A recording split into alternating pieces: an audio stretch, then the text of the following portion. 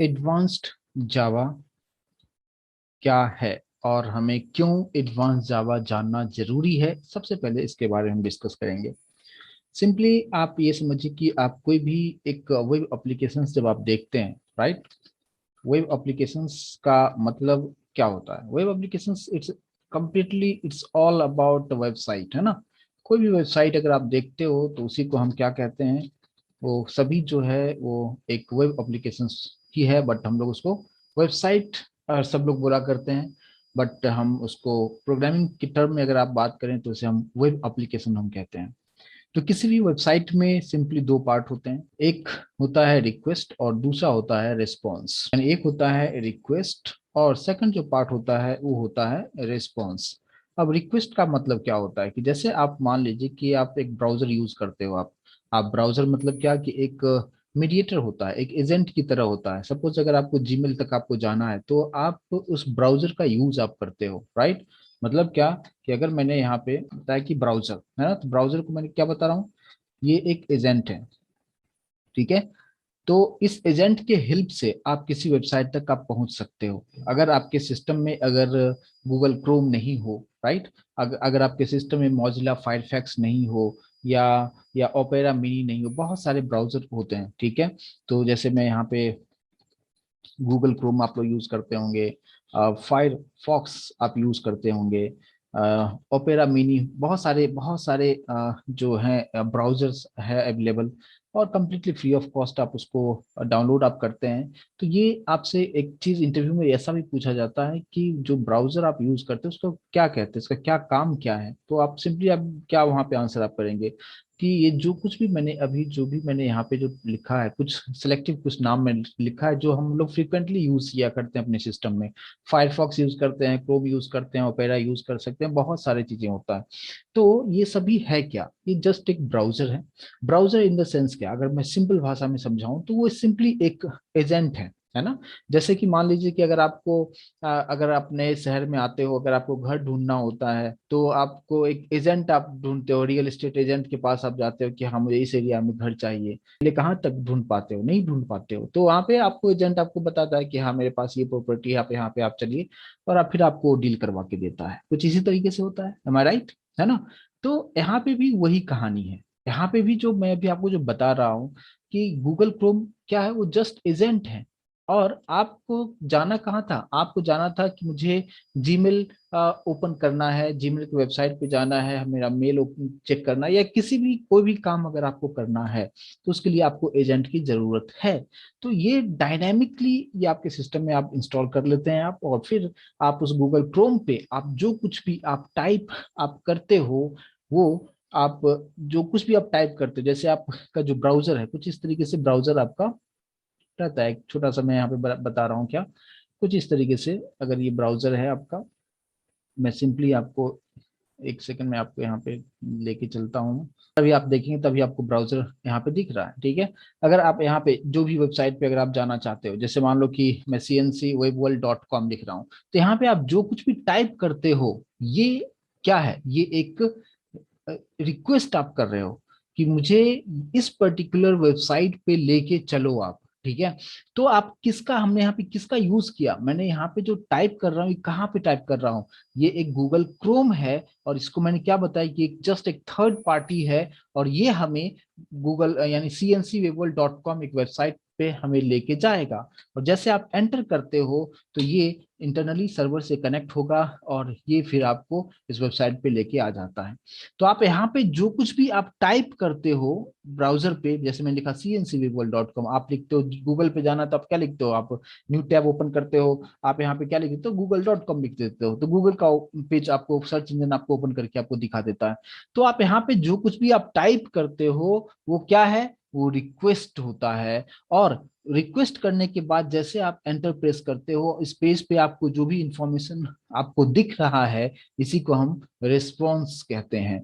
तो रिक्वेस्ट क्या है और रिस्पॉन्स क्या है, ये भी आपको समझ में आया कि एक वेबसाइट में, एक वेब एप्लीकेशंस में दो पार्ट होता है, रिक्वेस्ट और रिस्पॉन्स। रिक्वेस्ट हम कहाँ टाइप करते हैं, ब्राउजर पे टाइप करते हैं, और ब्राउजर को हम एजेंट भी हम बोल सकते हैं, और वहां से आप जो भी आप सर्च करना चाहे उस तरीके से आपको आंसर यहाँ पे मिलता है। तो रिक्वेस्ट क्या है, रिस्पॉन्स क्या है, मैंने आपको यहाँ पे एक्सप्लेन किया। लेकिन यहाँ पे एक चीज आप समझिए कि ये चीज कब पॉसिबल होगा। रिक्वेस्ट जब आप ब्राउजर पे टाइप करते हो और उसके बाद फिर रिस्पॉन्स बनता है, तो मैंने एक टर्म अभी यूज किया था आपको, कि जैसे हमने लिखा था कि cncwebworld.com या google.com, तो वहां पे मैंने क्या किया था, जैसे एंटर प्रेस किया था, वो सर्वर से कनेक्ट होता है और फिर आपको सारा चीज आपको पेज क्रिएट करके आपको देता है। तो यहाँ पे रिक्वेस्ट और रिस्पॉन्स की जब भी हम बात करेंगे तो आपके पास कंपलसरी सर्वर होना जरूरी है। सर्वर अगर नहीं होगा तो ये चीजें नहीं होगा, क्योंकि सर्वर पे ही से ही सब कुछ कनेक्ट होता है, तो सर्वर आपके पास होना जरूरी रहता है। तो इस चीज को आप समझने की कोशिश कीजिए, ठीक है। तो यहाँ पे आप सिंपली इस तरीके से समझिए क्या, कि अभी मैंने मैंने क्या बताया कि एडवांस्ड जावा के हेल्प से हम एक वेब एप्लीकेशन बना सकते हैं। Web application means it's completely all about the website, and inside the website we have two parts, request and response. What is request? Request means whatever you are typing on your browser, आप कौन से page पे जाना चाहते हो, आप जो कुछ भी ब्राउजर पे टाइप करते हो वो रिक्वेस्ट होता है, और एंटर करने के बाद आपको रिस्पॉन्स मिलता है। बट रिक्वेस्ट एंड रिस्पॉन्स तभी काम करेगा जब सर्वर होगा, है ना। तो यहाँ पे सर्वर किस तरीके से काम करता है, ये सारा चीज आपको वहाँ पे हम लोग जो प्रोग्रामिंग करेंगे उसके बाद आपको काफी बेहतर तरीके से समझ में आएगा। बट फिलहाल इतना जो मैंने आपको बताया, आई होप कि इतना चीजें आपको समझ में अच्छी तरीके से आया होगा। बट अब एक कंसेप्ट आ जाता है क्या, कि वेबसाइट जो है वो कितने अलग अलग टाइप के वेबसाइट होते हैं। तो जस्ट सिंपली ये दो टाइप की वेबसाइट, क्या सब चीजें वो होगा, अगर मैं बताऊं कि वेबसाइट के अंदर में क्या क्या टाइप ऑफ वेबसाइट हम देखें, तो मैंने इससे पहले क्या बताया कि वेबसाइट किस तरीके से काम करता है, रिक्वेस्ट एंड रिस्पॉन्स, लेकिन अभी मैं इसका टाइप बता रहा हूँ। तो यहाँ पे क्या होता है, एक होता है स्टैटिक वेबसाइट। स्टैटिक वेबसाइट का मतलब क्या होता है कि जस्ट आप वहां से इंफॉर्मेशन ले सकते हो आप। और दूसरा होता है डायनेमिक वेबसाइट। डायनेमिक वेबसाइट का मतलब जहाँ पे यूजर के अकॉर्डिंगली, यानी रन टाइम में आप जो भी चाहो सब चीजें आप कर सकते हो, तो वो होता है डायनेमिक वेबसाइट। फॉर एग्जाम्पल, आप बहुत सारे वेबसाइट्स हैं ऐसे होते हैं जहाँ पे आप जाओगे, आप सिर्फ इंफॉर्मेशन ले सकते हो, देख सकते हो, अपने अकॉर्डिंग आप चेंजेस नहीं कर सकते हो। डायनेमिक का मतलब क्या, जहाँ पे यूजर के साथ इंटरेक्शंस हो और इमीडिएट हर चीज रन टाइम में हो, ठीक है। जैसे कि आप कोई भी सोशल नेटवर्किंग वेबसाइट अगर आप करते हो, आप फेसबुक यूज करते हो, आप इंस्टाग्राम यूज आप करते हो, आप ट्विटर यूज करते हो, तो आपका ट्विटर नहीं है, लेकिन आप उस ट्विटर पे जाके आप अपना एक अकाउंट क्रिएट कर सकते हो। वहां पे एक रजिस्ट्रेशन पेज आता है, आपने पूरा रजिस्ट्रेशन आप करते हो, रजिस्ट्रेशन करने के बाद पूरा डिटेल आपसे लेता है, डिटेल आपने दिया, उसके बाद वहां पे आपका एक अकाउंट बना के देता है। वहां पे आप अकाउंट में आप फोटो आप डालो, कुछ पोस्ट डालो, पिक्चर डालो, और इमीडिएट आप जैसे मान लो कि आप फेसबुक पे या इंस्टाग्राम पे आप डालते हो अपना पिक्चर आप डालते हो, है ना। तो उस वक्त जैसे आप डालते हो, इमीडिएट आपके सभी फ्रेंड्स लिस्ट में जो भी है सभी को वो पोस्ट दिखता है, यस और नो दिखता है ना। तो आप वहां पे एज ए यूजर आप यूज कर रहे हो, और आप वहां पे डायनेमिकली आप कुछ भी पोस्ट आप लिखते हो, इमीडिएट आपके सभी फ्रेंड्स को वहां पे मिल जाता है, दिख जाता है। और ये होता है डायनेमिकली सब कुछ होता है, ठीक है। तो इमीडिएट आपने लिखा, इंटरनली सब कुछ सबको अपडेट हो गया, आपने फोटो अपलोड किया, सब आसानी से वहां पे देख पा रहा है। लेकिन स्टैटिक वेबसाइट में क्या होता है कि आप सिर्फ आप वहां पे जाइए, आप देख सकते हैं, आप अपने अकॉर्डिंग कुछ भी चेंजेस नहीं कर सकते हैं, आप अपना वहां पे अकाउंट नहीं क्रिएट कर सकते हैं। तो ये होता है डिफरेंस की स्टैटिक वेबसाइट और डायनेमिक वेबसाइट में क्या डिफरेंस है, कि अब हम जावा से सब कैसे करेंगे। पहले इस चीज को समझिए, आप जो भी आप जैसे मान लो कि आप फेसबुक पे आप जाते हो, अब जब आप अकाउंट क्रिएट करते हो, तो उस वक्त क्या होता है, जब आप क्रिएट करते हो, तो कुछ इस तरीके से एक पेज ओपन होता है, ठीक है। मैं जस्ट समझने के लिए मैं नाम यहाँ पे देता हूँ, कुछ इस तरीके से इसका नाम दे दिया क्या, रजिस्टर पेज, ठीक है। रजिस्टर पेज मैंने नाम दे दिया। फर्स्ट टाइम जब डेटा आप लोग देते हैं तो कुछ इसी तरीके से, मैं ऐसे ही बना रहा हूँ रफली, बट आप समझने की कोशिश कीजिएगा। तो इसी तरीके से आपसे पूरा डेटा आपसे ले लेता है वो, ठीक है। अब डेटा आपने यहाँ पे ले लिया, ठीक है। तो ये जो अभी जो पेज आप देख पाते हो, है ना, आप फेसबुक पे जाते हो या इंस्टाग्राम पे जाते हो, आपसे जो भी डिटेल आपसे लेता है वो, ठीक है, वो बहुत ही इजी तरीके से आपको लगेगा कि अच्छा इस तरीके से है। और फिर यहाँ पे क्या होगा, यहाँ पे जो होगा दो बटन बना होगा, है ना। यहाँ पे कुछ इस तरीके से यहाँ पे क्या रहेगा, मान लो ऐसा रहेगा कि साइन अप आपको करना है, या यहाँ पे कैंसिल करना है, जो भी चीजें रहेगा, दो ऑप्शंस आपके पास रहेगा। आपने जो भी इंफॉर्मेशन आपने इसमें फिल अप करते चलोगे, सभी इंफॉर्मेशन, जैसे साइन अप बटन पे आप क्लिक करते हो, आपका पूरा डेटा कहाँ जाता है ये आपको बिल्कुल पता नहीं चलता है। यस, अगर आप फाइनल यूजर हो, अगर प्रोग्रामिंग के बारे में आइडिया नहीं है, तो आपको लगता होगा चलो ठीक है, वहां पे फेसबुक के पास चला गया या इंस्टाग्राम के पास वहां पे चला जाता है, लेकिन कैसे जाता है वो हम लोग जावा के थ्रू हम लोग देखेंगे कि कैसे वहां पे होगा। अब ये जो पेज है, क्योंकि ये चीज अगर आपने इंफॉर्मेशन दिया आपने, उसके बाद यहाँ पे जैसे साइन अप बटन पे आपने क्लिक किया, यहाँ पे एक जस्ट आपको एक मैसेज आ जाता है क्या कि registration, you have successfully registered with us, कुछ इस तरीके से आ जाएगा क्या कि you have successfully registered with us, कुछ इस तरीके से आपको एक मैसेज आपको प्रिंट करके दे देता है। और नीचे जस्ट रहेगा क्या, लॉगिन, है ना, लॉगिन पेज। और लॉगिन पेज पे क्या रहता है, सिर्फ यहाँ पे रहेगा क्या, यूजर नेम और पासवर्ड, और फिर यहाँ पे रहेगा क्या, लॉगिन बटन। ठीक है, कुछ इस तरीके से। तो यहाँ पे आपने यूजर नेम दे दिया, यहाँ पे पासवर्ड दे दिया, और जैसे इस पे आप क्लिक करेंगे, फिर आपका प्रोफाइल क्रिएट हो चुका है, मतलब यहाँ पे क्रिएट हो चुका था, यहाँ पे आपने क्लिक किया, जैसे साइन अप पे क्लिक किया, आपको ये पेज ओपन करके दे दिया, यहाँ पे क्लिक किया, अब आप यहाँ पे आपके लिए पूरा पेज आपको दे दिया है। इस तरीके से अगर मैं बात करता हूँ फेसबुक का, तो यहाँ पे ऊपर रहता है क्या, कुछ इस तरीके से रहेगा, व्हाट्स इन योर माइंड, ऐसे लगता है, रहता है लिखा हुआ, है ना।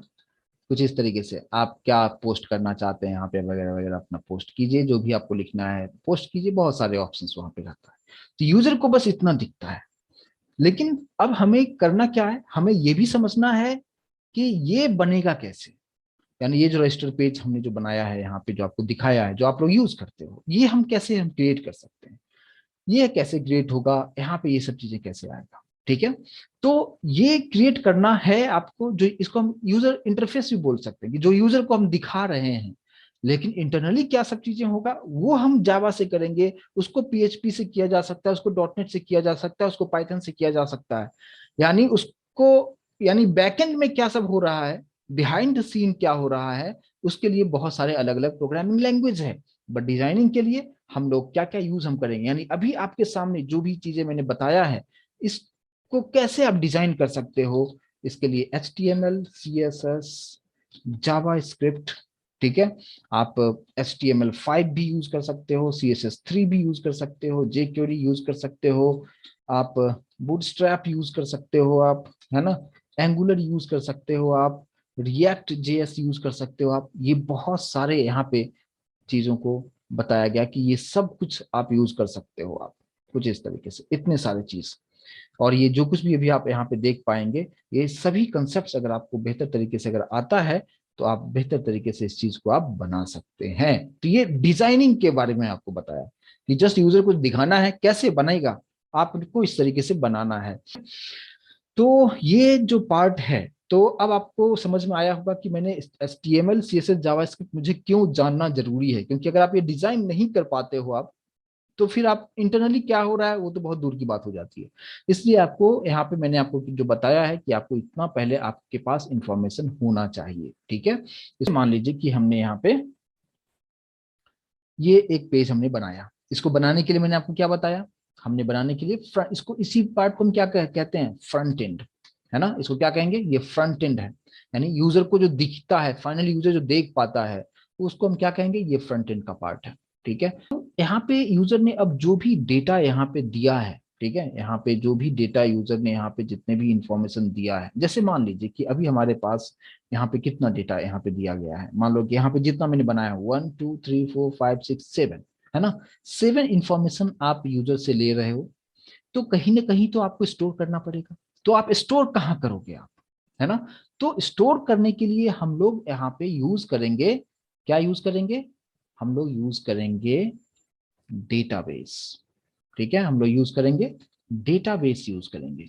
अब डेटाबेस में भी बहुत सारे डेटाबेस होता है, SQL है, MySQL है, Oracle है, बहुत ढेर सारे हैं, MongoDB है, बहुत से ढेर सारे हैं, लेकिन हम लोग जो यूज करेंगे MySQL यूज करेंगे। ठीक है, MySQL एक डेटाबेस है। और अब हमें क्या करना है कि यहाँ से जो भी डेटा निकलेगा वो हमें यहाँ तक पहुंचाना है। तो सबसे पहले आपको करना क्या होगा कि जितने, मान लो कि यहाँ पे मैंने क्या बताया, कितना फील्ड्स हमारे पास था, 1 2 3 4 5 6 7, 7 फील्ड्स को स्टोर करना है। तो इस डेटाबेस के अंदर में हमें एक टेबल बनाना होगा। ठीक है, टेबल बनाना होगा। टेबल आपको समझ में आ रहा होगा, जिसमें रो होता है, कॉलम होता है। ठीक है, टेबल के अंदर यही दो चीजें होता है। तो हमें इसके अंदर यानी डेटाबेस के अंदर जाके पहले से ही स्पेस बना के रखना होगा। ठीक है, और वहां पे हमने कुछ इस तरीके से बना दिया, तरीके से ये पहले से आपको यहाँ पे माइस्क्यूएल में बना के रखना होगा टेबल। अब जैसे यूजर यहाँ पे इनपुट देगा तो वो इनपुट यहाँ पे जाना चाहिए। तो ये डायरेक्टली HTML पेज से माइस्क्यूएल डेटाबेस में वो नहीं जा पाएगा, क्योंकि HTML जो है वो सिंपल सा चीजें हैं जो डायरेक्टली ब्राउजर पे रन होता है। लेकिन हमें उसके लिए यहाँ पे ये डायरेक्टली HTML पेज माइस्क्यूएल के साथ कनेक्ट नहीं हो सकता है। इसको एक सपोर्ट की जरूरत होता है, और वो सपोर्ट बहुत इंपॉर्टेंट पार्ट होता है। और वो क्या क्या हो सकता है, वो हो सकता है जावा, वो हो सकता है PHP, वो हो सकता है .NET, वो हो सकता है पाइथन, बहुत सारे प्रोग्रामिंग लैंग्वेज है। ठीक है, आप ऐसा नहीं कि आप सिर्फ जावा के थ्रू ही चीजें कर सकते हो आप, क्योंकि बाकी बहुत सारे लैंग्वेज यूज किया जाता है। और इसी के हेल्प से मैं आपको जस्ट यहाँ पे समझाया, इसको मैं फिलहाल सेव कर देता हूँ, बट यहाँ पे आपको ऐसा नहीं पता होना चाहिए कि सिर्फ जावा से ही ये कर सकते हैं। जितने भी चीज पॉसिबिलिटीज है, मैं हर तरह से नॉलेज आपको देने की कोशिश करूंगा कि इस जावा से भी किया जा सकता है, PHP .NET पाइथन और भी बहुत सारे प्रोग्रामिंग लैंग्वेज सभी से इसको किया जा सकता है। बट अभी मेरा फोकस है जावा पे, तो रेस्ट को मैं यहाँ से अभी हटा रहा हूँ और सिर्फ मैं यहाँ पे रखता हूँ क्या, कि अभी हमारे पास जावा है। ठीक है, तो जावा जो है ये एक इंटरमीडिएट की तरह काम करेगा। और यहाँ पे क्या करेगा कि इधर से जो भी डेटा आएगा जावा से होते हुए, यहाँ पे प्रोसेसिंग होते हुए, और फिर इस टेबल में जाके डेटा, आपने जो भी डेटा आपने दिया है वो डेटा यहाँ पे जाके स्टोर हो जाता है। ठीक है, तो इसके लिए हम लोग यहाँ पे कंसेप्ट्स क्या यूज करेंगे, अगर डेटाबेस में अगर डेटा भेजना हो तो यहाँ पे हमें जो यूज करना है वो एक कंसेप्ट आता है जिसको हम कहते हैं क्या, J2SE एडिशन। और इसके अंदर में आता है एक JDBC, जिसको कहते हैं जावा डेटाबेस कनेक्टिविटी, जावा डेटाबेस कनेक्टिविटी। और ये क्या करेगा, जावा डेटाबेस कनेक्टिविटी, जो हम लोग इसी के अंदर में हम लोग चीजें काफी डिटेल में हम लोग डिस्कस करेंगे कि ये यहाँ पे जो मैंने आपको बताया, ये इसके अंदर का एक टॉपिक है JDBC। और इस JDBC के नाम में ही आपको समझ में आ रहा होगा कि जावा को डेटाबेस से कनेक्ट करेगा। और यहाँ पे ये बैकएंड का कोड हो गया और ये हमारा डेटाबेस हो गया। यहाँ से डेटा जो भी आप देते हो, आप साइन अप करते हो, आपको जस्ट एक मैसेज दिखा देता है कि yes you have successfully registered with us, but आपका डेटा कहाँ जाता है, इंटरनली कैसे प्रोसेस होता है, वो सब कुछ यहाँ पे हम लोग सीखेंगे। समझ में आ रहा होगा। कोई भी अगर आपको कंपनी में आप जाते हो, आपको एक प्रोजेक्ट जब आप असाइन किया जाता है, तो पहले क्लाइंट से जो आपका जो मीटिंग होता है, वहां पे आपको सबसे पहले यही चीज वो बताता है, फ्लो चार्ट, कि मैं ऐसा बनाना चाहता हूँ। वो आपको ऐसा बताएगा कि ऐसा कोई रजिस्ट्रेशन करेगा, डेटाबेस में स्टोर होना चाहिए। आपको ये, क्लाइंट को भी आइडिया नहीं इंटरनली क्या होगा, आपको जस्ट बताया कि मुझे ऐसा ऐसा करना है। और फिर आप क्या करोगे, वो प्रोजेक्ट पे काम करने से पहले आप एक फ्लो चार्ट आप बनाएंगे कि हाँ इस पेज पहले बनाएंगे, ये पेज इस पेज से कनेक्ट होगा, इस तरीके से डेटाबेस में जाएगा, है ना। और फिर आप कोडिंग करना स्टार्ट करते हैं। ठीक है, तो मैं अभी आपका, अभी जो जावा का जो डे 1 अभी मान लो चल रहा है, तो यहाँ पे मैं आपको एक एक चीज समझाने की कोशिश कर रहा हूँ कि हम जावा सीखें तो क्यों सीखें, और क्या हम कर सकते हैं एडवांस जावा से, वो मैं आपको यहाँ पे बताने की कोशिश कर रहा हूँ। लेकिन आप डायरेक्टली चाहेंगे कि एडवांस जावा हम सीख लें तो पॉसिबल नहीं है, क्योंकि यहाँ पे जितने भी कंसेप्ट्स हमने कोर जावा में अभी तक आपने सीखा है, जो कुछ भी आपने लोगों ने सेशन को अटेंड किया है, जैसे ऑब्जेक्ट ओरिएंटेड प्रोग्रामिंग कंसेप्ट्स आपने यूज किया है, आपने मल्टी थ्रेडिंग यूज किया है, हर कंसेप्ट यहाँ पे एक्सेप्शन हैंडलिंग यूज किया है, हर कंसेप्ट यहाँ पे यूज होगा। और अब आपको लगेगा कि यस एक्चुअल में अब हम उस सभी कंसेप्ट का यहाँ पे रियल में इम्प्लीमेंटेशन हम कर पाते हैं। ठीक है, तो ये बहुत इंपॉर्टेंट पार्ट होगा। तो अगर कोई मतलब सोचता होगा कि हम डायरेक्ट एडवांस जावा कर लें क्या, जॉब, तो जॉब के लिए तो आप कहीं पे भी अगर आप जाते हो तो एडवांस जावा डेफिनेटली वहां पे रहता है कि एडवांस जावा आपको आना चाहिए, कंपलसरी है, मस्ट है, आपको एडवांस जावा आएगा तो ही आपको प्लेसमेंट होगा। ठीक है, कोई कोई कंपनी होती है जो मतलब कोर जावा पे ले लेती है, ट्रेनिंग देती है, लेकिन वो बहुत लंबा प्रोसेस होता है, फिर वहाँ पे प्रोसेस, आप वहाँ पे बहुत टाइम भी लगता है और अलग ही प्रोसेस होता है। तो इसलिए आपको एडवांस जावा डेफिनेटली आपको सीखना जरूरी है, क्योंकि एक्चुअल काम सब कुछ एडवांस जावा से ही होता है, but advance Java without core Java आप नहीं कर सकते। ठीक है, अभी आप यहाँ पे समझिए कि क्या क्या हम लोग सीखने वाले हैं। फ्रंट एंड का पार्ट मैंने आपको बताया कि फ्रंट एंड में क्या है, उसके बारे में आपको समझ में आ गया। फ्रंट एंड ये सब चीजें हम कैसे डिजाइन करेंगे, तो मैंने आपको बताया कि HTML CSS हम जावास्क्रिप्ट यूज हम करेंगे। ठीक है, उसके बाद फिर हम लोग यहाँ पे इसके बारे में जावा यानी एडवांस जावा के बारे में हम डिस्कस करेंगे। एडवांस जावा में सिर्फ यही पार्ट नहीं है, यहाँ पे बहुत सारे पार्ट है, अलग अलग पार्ट है, लेकिन मैंने एक जस्ट एक टॉपिक मैंने उठाया कि क्या यूज हम करेंगे, कैसे हम करेंगे, उसके बारे में मैंने आपको बताया। और इसका मतलब ये भी है कि हमें ये तो समझना ही है, यानी एडवांस जावा का पार्ट, और प्लस हमें माई एसक्यूएल के बारे में भी। उतना मैं डिटेल माई एसक्यूएल में नहीं जाऊंगा, बट मुझे जितना जावा से जरूरत होगा मैं उतना ही बताऊंगा, राइट। तो इसलिए हमें हमें मेरा जो मेन फोकस है वो एडवांस्ड जावा पे है। हमें जितना डेटाबेस से जरूरत होगा हम उतना जरूर आपको इन्फॉर्मेशन आपको पूरा देंगे, ताकि आप आराम से एक प्रोजेक्ट आप बना सकते हो, इंडिपेंडेंटली आप बना सकते हो आप। ठीक है, मैंने आपको यहाँ पे J2SE है ना, जो अभी मैंने आपको बताया, फिर J2EE और फिर J2ME है ना, ये तीन पार्ट होता है एडवांस जावा के अंदर में। तो यहाँ पे सिंपली अगर आप देखेंगे क्या कि मैंने अभी आपको बताया भी J2SE क्या है, J2EE क्या है, और J2EE के बारे में नहीं पता, यहाँ पे मैं थोड़ा सा लिख दूं, आप सिंपली इसको बता सकते हो क्या, standard edition Java standard edition इसको हम कहेंगे। J2EE मतलब क्या कि Java enterprise enterprise enterprise edition, और इसको हम कहते हैं क्या, Java micro edition, M for micro, है ना, माइक्रो एडिशन, कुछ इस तरीके से। ठीक है, तो अभी जो मैंने आपको बताया कि स्टैंडर्ड एडिशन जो है, स्टैंडर्ड एडिशन के अंदर में हमारे पास जो टॉपिक आ जाएगा वो आ जाएगा क्या, JDBC, है ना, अभी जैसे मैंने आपको बताया भी। और J2SEE इंटरप्राइज एडिशन मतलब कंप्लीटली यहाँ पे हम लोग डिस्कस करेंगे JSP, जिसको कहते हैं जावा सर्वर पेज, ये टॉपिक है। और इसके अंदर आ जाएगा सर्वलेट भी आ जाएगा। ठीक है, ये बहुत इंपॉर्टेंट पार्ट है, यानी एडवांस जावा में देखा जाए तो मेनली हमारे पास JDBC JSP and servlet part होगा। और ये जो आता है ये हमारा मोबाइल एप्लीकेशंस के लिए हम यूज हम करते हैं, जिसमें कि एंड्रॉइड वगैरह जो भी आप बोल सकते हो आप यहाँ पे, इसके लिए हम क्या यूज करते हैं, मोबाइल एप्लीकेशंस बनाने के लिए। और एक और चीज और मैं आपको बताऊं कि मोबाइल एप्लीकेशंस जो होता है वो कंप्लीटली बनता डिजाइन होता है किसमें, एंड्रॉइड में। ठीक है, अगर आप एंड्रॉइड फोन अगर आप यूज करते हैं तो आपके पास जितने भी एप्लीकेशंस होते हैं सभी एंड्रॉइड में डेवलप किया जाता है। बट एंड्रॉइड भी आप तभी आप कर सकते हो जब आपके पास नॉलेज हो जावा का। ठीक है, तो ही कर सकते हो, क्योंकि एंड्रॉइड जो एप्लीकेशन बनता है वो कंप्लीटली जावा से ही डिराइव्ड करके बनाया गया है। वहां पे भी आपको JDK वगैरह आपको लगता ही है, बिल्कुल उसी तरीके से है। Object oriented programming concept, multi threading, पूरा हर चीज वहां पे यूज किया जाता है। इसलिए ये तीनों पार्ट यहाँ पे चीजें हैं। लेकिन हमारा कंसर्न एंड्रॉइड से बिल्कुल नहीं है, हमारा जो है कंसर्न है ये तीन पार्ट हमारा एडवांस जावा का है। और फ्रेमवर्क के अंदर में हाइबरनेट एंड स्प्रिंग है, जो उसके बारे में डिस्कस करेंगे काफी डिटेल में, उसके बारे में आपको हम लोग डिस्कस करेंगे। क्योंकि मैं जो भी बताऊंगा आपको स्टेप बाय स्टेप आपको बताता हूँ, और आपने अगर कोर जावा का सेशन अटेंड करके आप अगर आप यहाँ पे आते हो तो आपको डेफिनेटली कोई प्रॉब्लम नहीं होगा।